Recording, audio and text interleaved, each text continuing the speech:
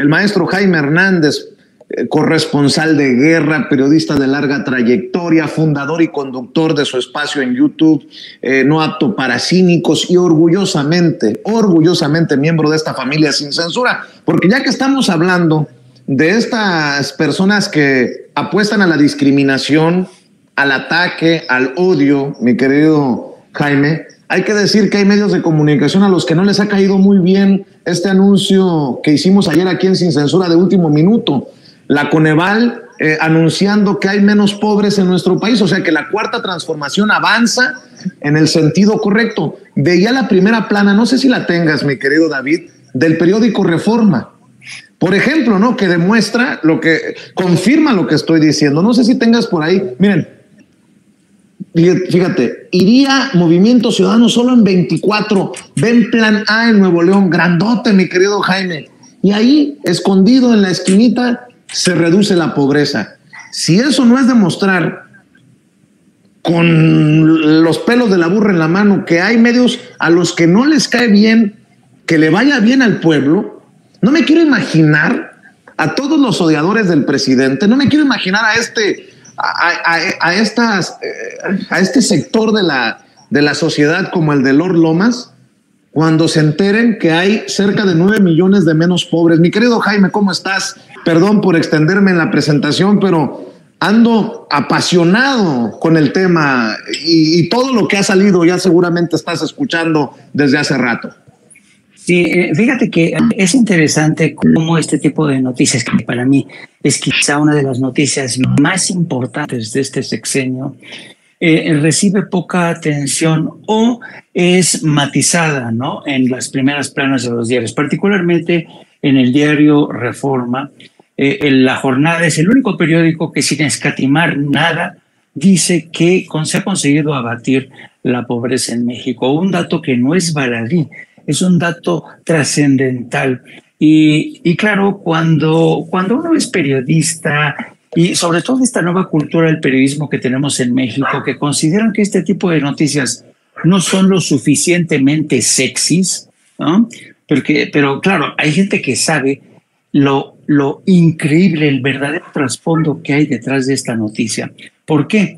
Y voy a tratar de hacerlo brevemente. Mira, Andrés Manuel López Obrador es un líder político que por primera vez, a través de un acto colectivo de aprendizaje, porque todos estamos inmersos todos los días en este acto colectivo de aprendizaje a través de las mañaneras, el presidente se ha esmerado en explicar día tras día en qué consiste, qué importancia tiene, por qué él está tan feliz en el hecho de que se haya abatido por primera vez la pobreza. Pero detrás de este anuncio están toda la batalla que ha librado su gobierno desde el primer día. Y uno de los elementos básicos de esa batalla fue la decisión de aumentar el salario mínimo, que no se había aumentado en décadas. No lo hizo el PRI, no lo hizo el PAN. ¿Por qué? Porque decían que si se aumentaba el salario, se iba a disparar la inflación. Bueno, ya sabemos que eso era un mito.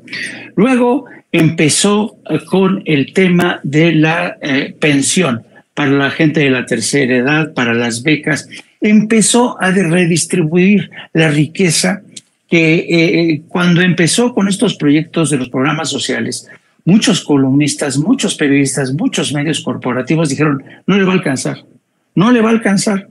Pues no solamente le ha alcanzado, sino que hasta le ha sobrado para proyectar la construcción de infraestructura sin precedentes en aeropuertos, transporte, trenes, hoteles, en fin. Las inversiones que ya tiene el gobierno de México superan los 2 billones, incluidas la compra de Deer Park de la refinadora, la refinería de Dos Bocas, en fin, ha hecho más de lo que la gente sospechaba que podía hacer el presidente. ¿Y por qué? Porque cortó de tajo con la corrupción. Ciertamente, el anuncio más importante para mí es que se haya sacado desde el fondo del pozo a millones, casi 9 millones de pobres, ¿no? Y que se haya reducido también el porcentaje de quienes viven en pobreza extrema. Eso es muy importante y te voy a decir por qué. Tú sabes, Vicente, que a través de los años ha habido historiadores, antropólogos, sociólogos, que se han dedicado a estudiar el fenómeno de la pobreza y la pobreza extrema. Y la mayoría de los antropólogos y los sociólogos, los economistas han llegado a la conclusión de que no hay factor más discapacitante, no hay factor más discapacitante que la pobreza, que la desigualdad. ¿Y sabes por qué? Porque la gente cuando está pobre, cuando la gente está en el fondo del pozo, es incapaz de tomar las riendas de su vida. Por eso es tan discapacitante la pobreza, la injusticia social. La injusticia social es discapacitante. Entonces, cuando empieza a haber algo de alivio a estas gentes que empiezan a salir de la pobreza, esa gente empieza a hacerse con el control de su vida, de poco a poco, ¿no? Porque la lucha contra la pobreza nunca va a ser lineal, es una batalla constante, continua, que siempre se va a enfrentar a quienes dicen, no les den becas a esos huevones, no les den pensiones a esos huevones, no hay derecho, patatín, patata, ¿no? Y entonces, ¿qué es lo que pasa? Cuando la gente empieza a tomar el control de su vida y y cuando hay de manera paralela un fenómeno de aprendizaje colectivo en el que Andrés Manuel López Obrador nos dice todos los días, señores, esta gente no les aprobó el salario mínimo mintiéndoles como con todos los dientes. Señores, los medios de comunicación corporativos le han mentido a ustedes durante todo este tiempo. Señores, el PRI y el PAN son lo mismo, no le sigan así. Entonces, este continuo aprendizaje colectivo ha galvanizado, ha permeado a grandes capas de la sociedad mexicana.